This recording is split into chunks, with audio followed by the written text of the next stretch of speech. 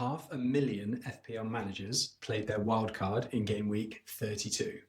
The vast majority of them are setting up for a Game Week 33 bench boost, and they are coming for your rank. I'm Josh from FPL Hauly. I've 17 seasons of playing FPL, and I'm a top 1k all-time ranked manager. And if you're free hitting in Game Week 33 like me, our strength is our flexibility. This video is the plan to beat the bench boosters. Let's get into it.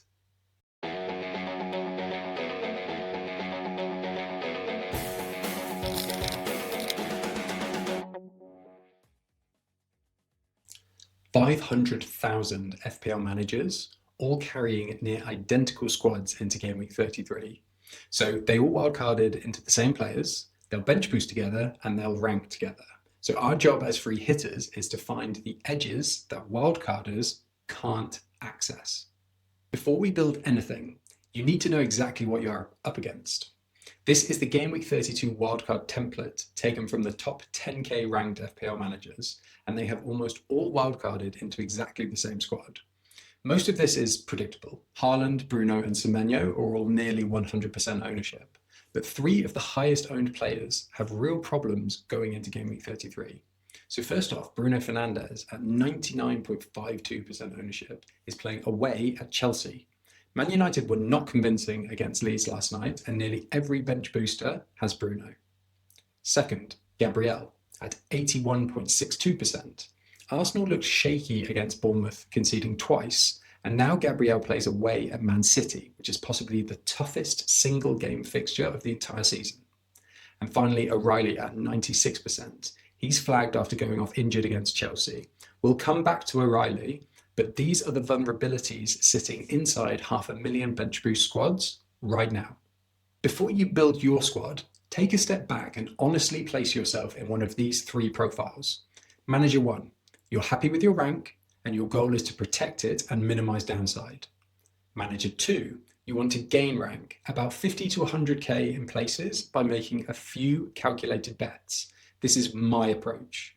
Manager 3, you need a big swing. You're chasing a mini league rival or looking to seriously move your overall rank. You need maximum differential, high risk, high reward.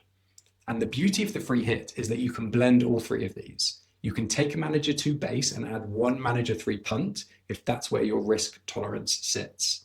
Your season goals define your strategy. So let's build each squad.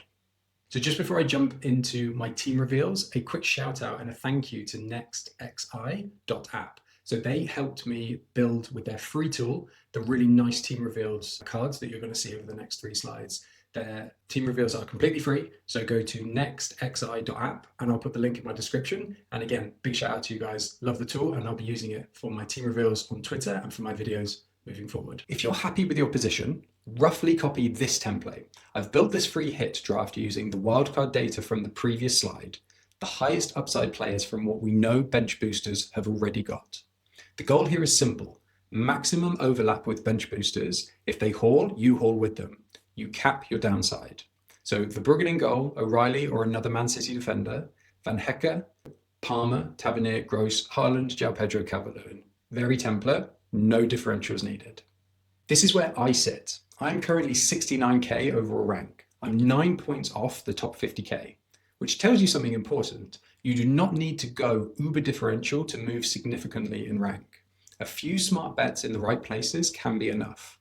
So the principle of this draft is 80% template with 3 calculated bets. So first, Strike. He is just 2.5% owned across the entire game.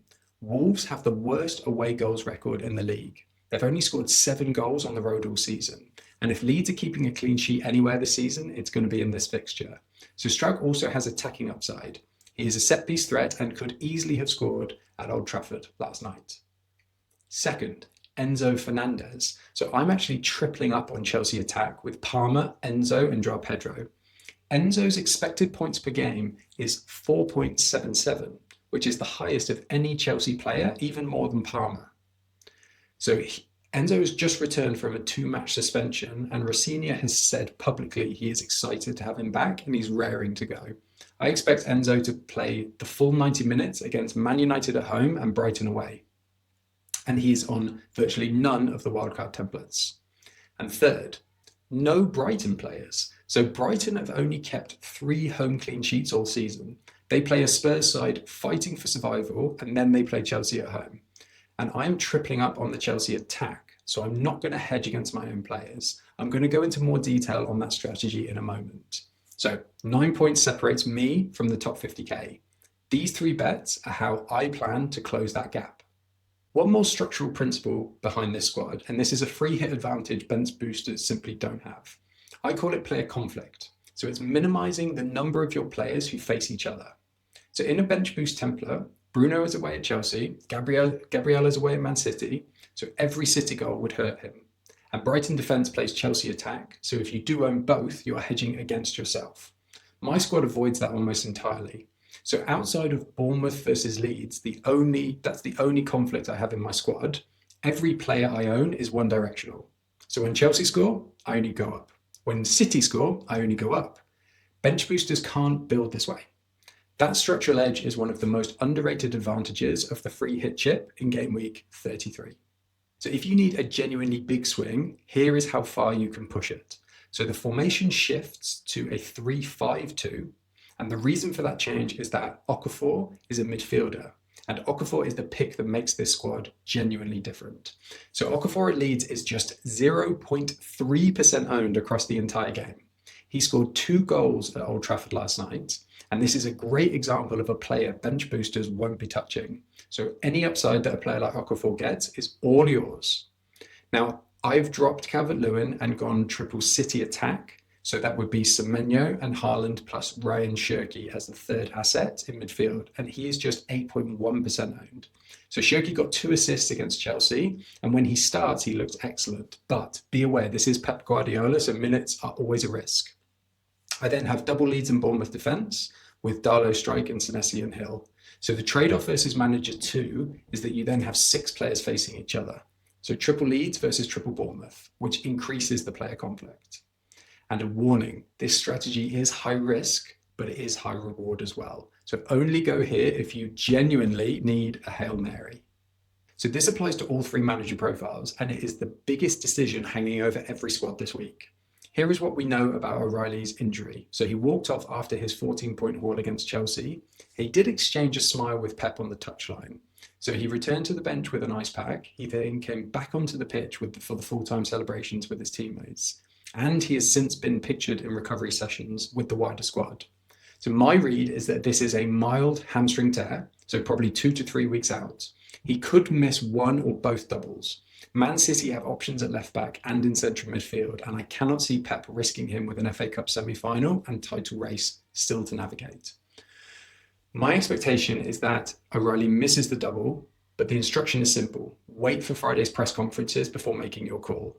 If he is confirmed out, I would go with Mark Gay or Mateus Nunes for Man City defensive coverage, or Shirky for that City attacking triple up.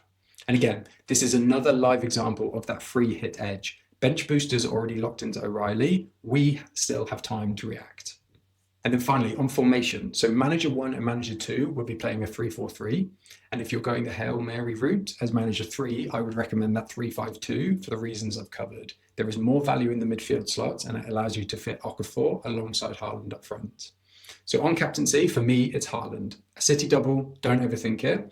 Haaland's effective ownership in Gameweek 33 is going to be enormous. So I would then have your vice captaincy on Palmer. Now, if you want to go ultra differential on the Hail Mary and back a different captain, you should look at Palmer, João Pedro, or Semenyo as your best alternatives. But be warned, Haaland's effective ownership will be so high that if Haaland hauls and you do not have him captain, the damage will be significant. So there we have it, 3 manager profiles, 1 framework. Figure out honestly which one you are, then build your squad accordingly. And remember, every day between now and Friday is an advantage bench boosters simply do not have. Drop your manager profile in the comments below. Are you manager 1, 2, or 3? I really want to know. And best of luck in Game Week 33.